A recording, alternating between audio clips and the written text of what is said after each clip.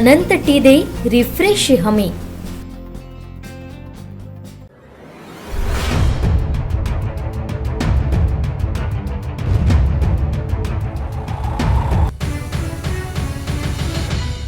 काही लोक जी पक्षाच्या विरोधात काम करतात त्याच्या संदर्भात इथं तालुका अध्यक्ष भाजपचे उपस्थित आहेत, ते आपल्याला अधिकच सांगू शकतील, कारण त्यांनी एक अल्टिमेटम दिलेला होता आणि जो जाहीरचा झालेला होता की 12पर्यंत लोकांनी परत यावं, नसेल तर मग त्याच्या संदर्भात ते बोलतील।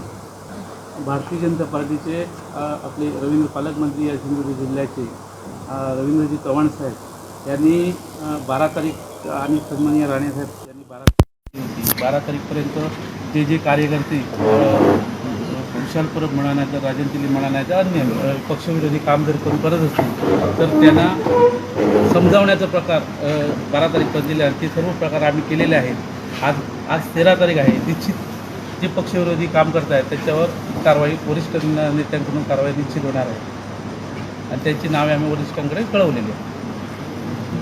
आज आम्हाला असं कळलं की काही भाजपचे पदाधिकारी उबाटा पक्षामध्ये प्रवेश करणार आहेत, नेमकं काय भूमिका? नाही, तेच म्हणतोय ना, जे पक्षविरोधी काम करत आहेत ते कोण कोण काम करतात, काय करतात ह्याची पूर्णतः आम्ही शहानिशा केलेली आहे।